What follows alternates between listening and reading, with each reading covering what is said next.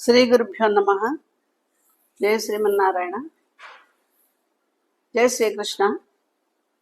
ఈరోజు మరి ఒక వీడియోలో మనము తెలుగు సాహిత్యంలో అత్యంత ప్రసిద్ధి పొందిన నిక్షాయమానంగా పండితుల యొక్క ప్రజ్ఞకు నిక్షోపలంగా భాషిస్తున్న అవధానంలోని కొన్ని అంశాలను మనం ముచ్చటించుకుందాం.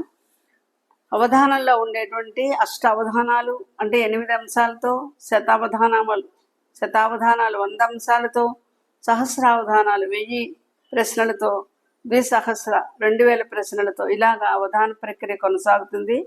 ఇది ఒక అద్భుతమైనటువంటి ప్రక్రియ తెలుగు సాహిత్యంలో ఉండి దేశాంతరాలలో ఖండాంతరాలలో కూడా వ్యాప్తి చెంది నాటికి నేటికి కూడా ఎంతో ప్రసిద్ధి పొందింది.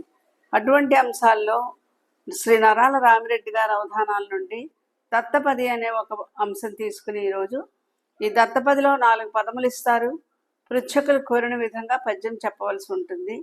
ఇక్కడ పృచ్ఛకులు ఏం పదములు ఇచ్చారంటే బీరు, బ్రాందీ, విస్కీ, రమ్, ఇవన్నీ కూడా మధువుల పేర్లు, మద్యముల యొక్క పేర్లు.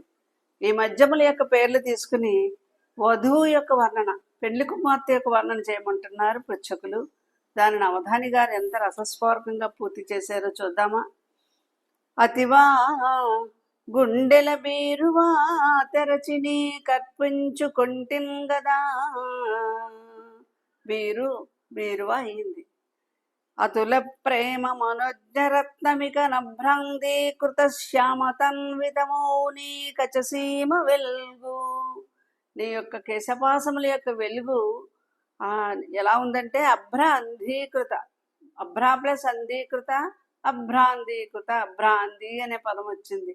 అంటే మేఘముల వలె నల్లనైనటువంటి కచసీమ అని వర్ణించారు. హృదయావిష్కీర్ణ సౌందర్యమై, హృదయ ఆవిష్కీర్ణ, విష్కీ అనే పదం వచ్చింది. హృదయములను ఆవిష్కరించే విధంగా సౌందర్యముగా ఒప్పింది నీ ఉరతివో రంభవో. రం వచ్చింది పదం ఇచ్చారు కదా, రంభవో రాధికా రమణివో రావే జగజ్జిన్నుతిన్. జగజ్జిత్ నుతి, జగజ్జిన్, జిన్ అనే పదాన్ని కూడా కవిగారు అధికంగా వాడి ఈ పద్యానికి మరింత సౌందర్యాన్ని ఆపాదించారు. ఎంతో బాగుంది కదా ఈ పద్యము. మరొక్కసారి చదువుకుందాం.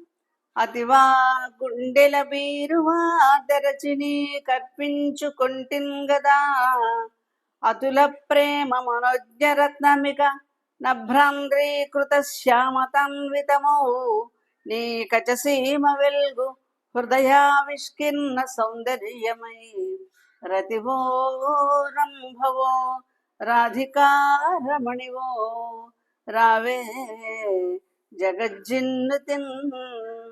రావే జగజ్జిన్నుతిన్ అని ఈ దత్తపది అంశాన్ని మనం ఉచ్చరించుకున్నాం. అలాగే వర్ణన అనే అంశం ఒకటి ఉంటుంది.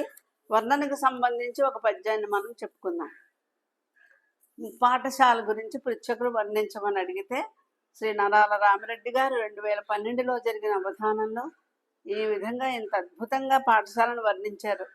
ముంజేతి రాచిల్క ముద్దు ముద్దుగా పల్కు శారద విహరించు చంద్రశాల గ్రామ సీమంతిని రమణీయ గళసీమ సౌందర్యములికించు స్వర్ణమాల విద్యార్థి మధుపాల విన్నాణమును మెచ్చి జ్ఞానసీధువు పెంచు పానశాల అధ్యాపక శ్రేణి అవిరళ కృషి చేయ ప్రతిభాల తంగికి స్వప్నడోల పల్లె పట్టున వెలసిన పాఠశాల మల్లె చెట్టుగా విరిసిన మధురహేళ భావి భారత పౌర సౌభాగ్యమునకు పసిడి బాటగవరలుత పాఠశాల అని చక్కని అద్భుతమైన అవధాన పద్యాలు మనం ఇప్పుడు తెలుసుకున్నాం కదా. స్వస్తి, శుభం భూయాత్.